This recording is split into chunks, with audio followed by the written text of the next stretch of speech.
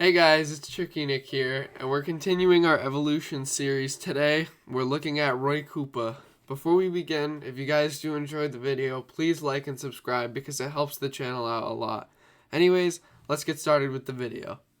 Roy Koopa is one of the Koopalings, the clan of 7 siblings.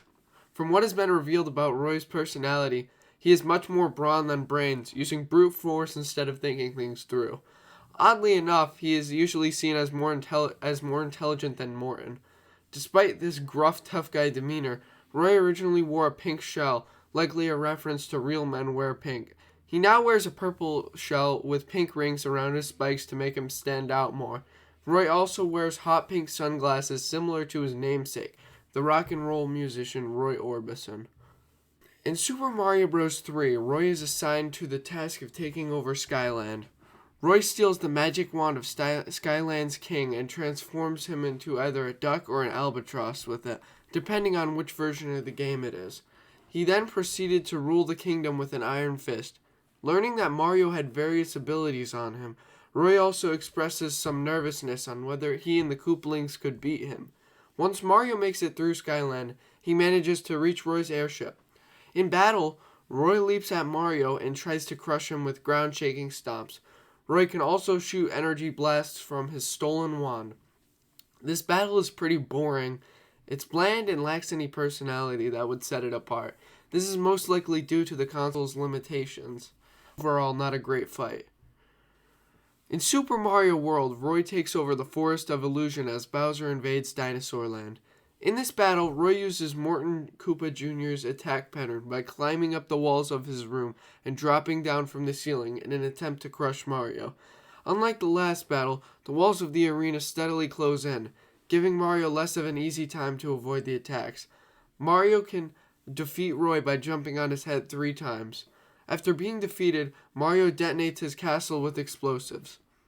This battle is certainly much cooler than the previous one. Roy shows off his powerful abilities and how strong he is. Overall, it's an improvement on Roy's character, and I really like it. Roy, along with the rest of the Koopalings, appears in the game New Super Mario Bros. Wii as a boss. He wears a purple shell instead of pink from the past games. Roy appears in World 2 of the game. In the first fight, Roy's arena is similar to Larry's first arena, except that it is filled with quicksand. Before battling Roy, he is shocked that Mario made it to him and roars at Mario. In battle, Roy jumps and ground pounds like a sledge bro. Mario will be stunned by the resulting shockwave if he is still on the ground. Roy also shoots magic blasts at Mario. 3 stomps on the head defeats him. This fight isn't very good. In the second fight, though, the arena has 5 huge warp pipes in different sizes that protrude from the ceiling. Roy will then jump into the warp pipe and start shifting around. He can jump out of a pipe, making a shockwave to stun Mario. In combination with creating a shockwave, the attack also hurts Mario. After 3 stomps, Roy is defeated. This fight is a good way of portraying Roy's personality. The large pipes make him seem big and strong compared to the player. His shockwave also returns, showing off his power and strength. Once again, Roy returns in New Super Mario Bros. 2 as the boss of World 2. He once again roars at Mario before battling him. In his battle, Roy charges towards Mario and shoots magenta fireballs with his magic wand to hit him.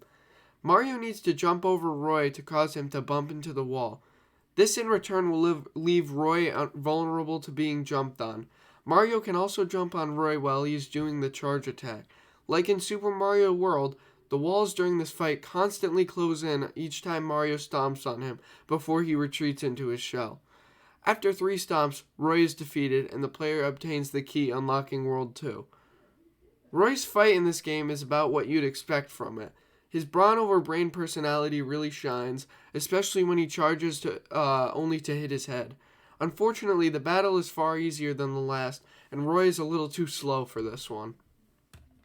Roy appears most recently in New Super Mario Bros. U. Roy is the boss of the Rock Candy Mines, the 6th world of the game. He is once again surprised by Mario's arrival and roars in response. His battle strategy is to shoot bullet bills with his Bill Blaster and jump between platforms that move around during the fight. He can also jump high in the air and ground pound on the floor or platform, which makes him fire bullet bills on both sides of his blaster. The ground pound can also make the floating platforms appear before he comes out of his shell. Hit him 3 times and he's defeated. This boss fight is Roy's best boss fight. Unlike the other Koopalings, he uses a powerful weapon to shoot bullet bills at Mario. He also displays his power by once again being able to ground pound. Overall, this boss fight is amazing and perfectly depicts Roy's perfect and powerful personality. And that's all we've seen of Roy as of right now. I hope he comes back soon. I'm kind of missing the Koopalings in the main series games. But anyways, if you guys did enjoy this video, like and subscribe. And I will see you guys in the next video.